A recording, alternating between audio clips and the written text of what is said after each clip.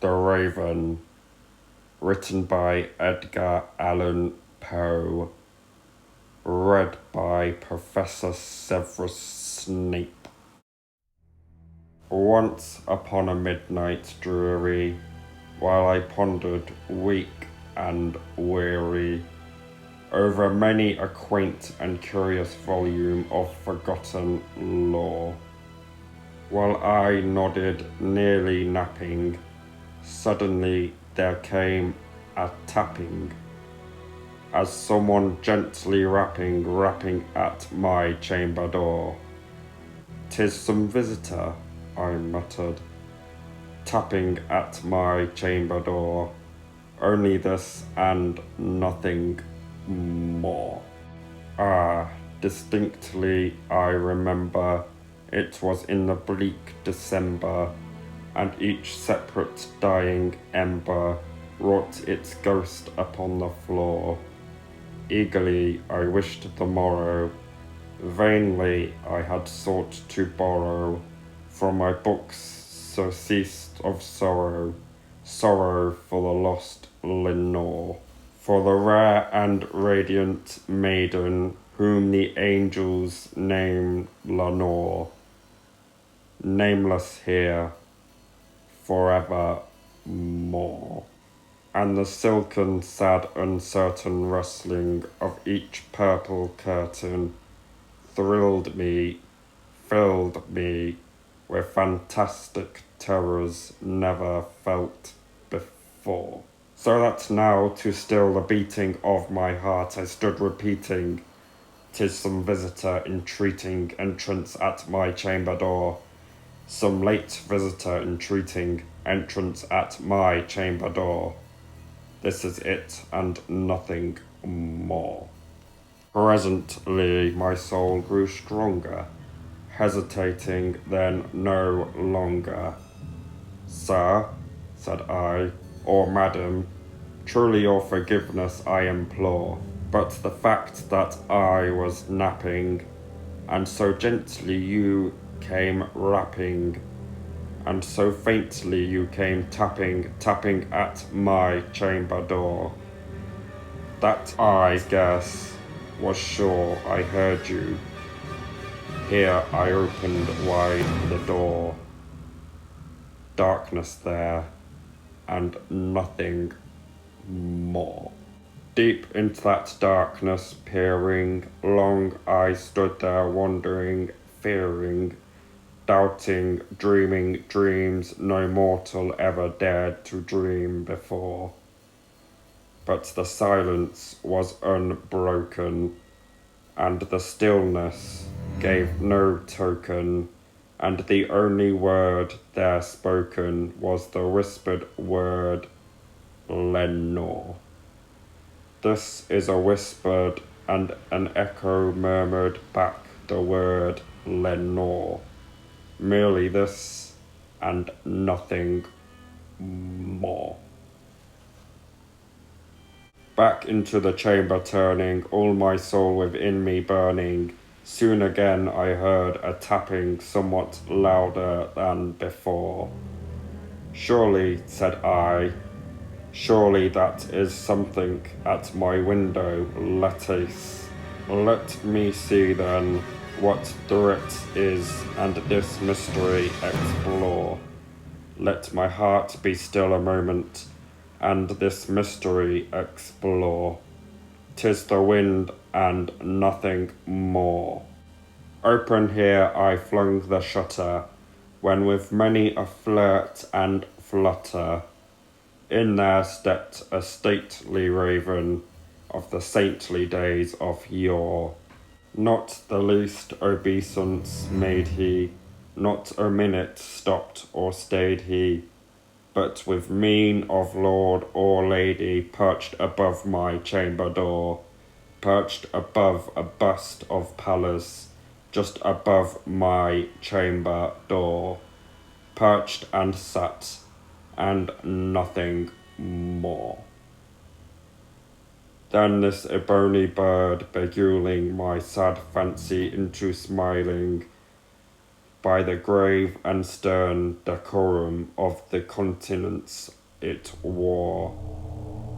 Though thy crest be shorn and shaven, thou, I said, art sure no craven, ghastly grim and ancient raven from the nightly shore. Tell me what thy lordly name is on the night's Plutonian shore. Quoth the raven, never more. Much I marvelled ungainly foul to hear discourse so plainly, though its answer little meaning, little relevancy bore. For we cannot help agreeing that no living human being ever yet was blessed with seeing bird above his chamber door, bird or beast, upon the sculptured bust above his chamber door, with such a name as Nevermore. But the raven sitting lonely on the placid bust spoke only that one word, as if his soul in that word he did outpour. Nothing farther than he uttered, not a feather than he fluttered, till I scarcely more than muttered, other friends have flown before. On the morrow he will leave me, as my hopes have flown before.